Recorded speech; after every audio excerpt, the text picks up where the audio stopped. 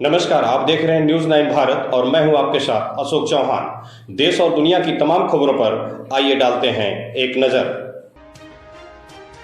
महान स्वतंत्रता संग्राम सेनानी, कुशल प्रशासक, उत्तर प्रदेश के प्रथम मुख्यमंत्री, भारत रत्न पंडित गोविंद बल्लभ पंत की 136वीं जयंती के अवसर पर जीबी पंत इंजीनियरिंग कॉलेज घुड़दौड़ी में जिलाधिकारी गढ़वाल डॉक्टर आशीष चौहान ने पंडित गोविंद बल्लभ पंत की प्रतिमा पर माल्यार्पण कर पुष्पांजलि अर्पित की।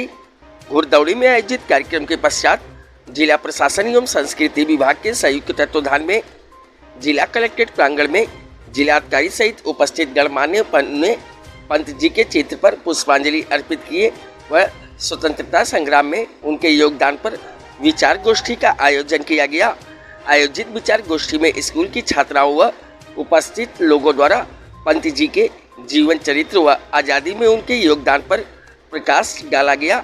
आयोजित कार्यक्रम में जिलाधिकारी ने कहा कि भारत रत्न पंत जी ने हिंदू कोड बिल को तैयार करने में महत्वपूर्ण भूमिका निभाई थी, जिससे महिला वर्ग को विशेष अधिकार प्राप्त हुए। उन्होंने काशीपुर में प्रेम सभा का गठन किया जो शैक्षणिक क्षेत्र में कार्य करती थी।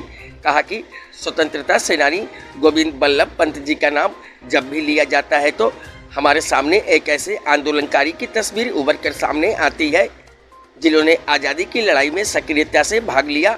उनका योगदान न केवल भारत को स्वतंत्रता दिलाने में था, बल्कि आज़ादी के बाद भारतीय संविधान में हिंदी भाषा को राष्ट्रभाषा का दर्जा दिलाने और जमींदारी प्रथा को खत्म कराने में भी था।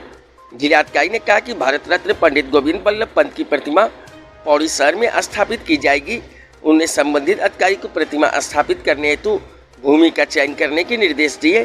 साथ ही उन्होंने कहा कि गोविंद बल्लभ पंत जी के जन्म स्थान चुएंचा गांव में उनके नाम पर संग्रहालय बनाने के लिए आगे की कार्यवाही की जाएगी। न्यूज 9 भारत के लिए वीरेंद्र रावत की रिपोर्ट।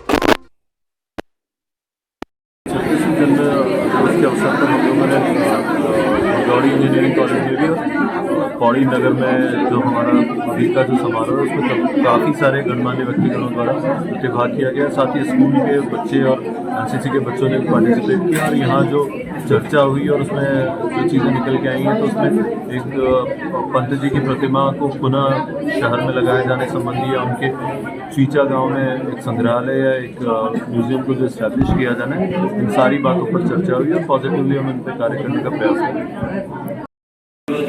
बहुत सारी शुभकामनाएं। मेरे लिए टफ बात ये कि मेरे सारे स्पीकर बोल चुके हैं मुझसे पहले वाले और रिपीटेटिव हो जाएगा अगर मैं मेरे एड्रेस में उन्हीं चीज़ों को वापस से बताता हूँ।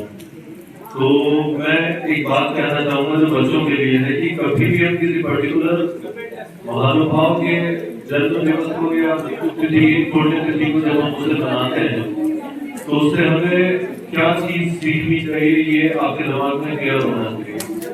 अगर ये देखें आप कि वो एक रेवेन्यू ऑफिसर के बेटे थे अमीर, तो उनकी सारी जिम्मेदारी किसकी थी? इनके फादर उस पूरे के पूरे प्रोसेस में इन्वॉल्व थे और अंग्रेजों के वक्त में लगान एक बहुत बड़ा मुद्दा हुआ करता था और उसमें कई सारे तो ऐसे परिवार में जो भी ब्रिटिशर्स की सर्व कर रहा था वहां से अगर आप स्वतंत्रता संग्राम सेनानी बनते हैं तो इसका सीधा मतलब ये आपको समझना पड़ेगा कि उन्होंने जब शुरू किया तो उनके चरित्र की दृढ़ता ये है कि उन्होंने अपने पिता के विभाग के विरुद्ध जाकर के स्वतंत्रता संग्राम में प्रतिभाग किया। ये पहला मुद्दा है तो समझा जाना चाहिए। सेकंड हो गया उस पूरे दौर में जो ब्रिटिशर्स के खिलाफ आज की डेट में राइट टू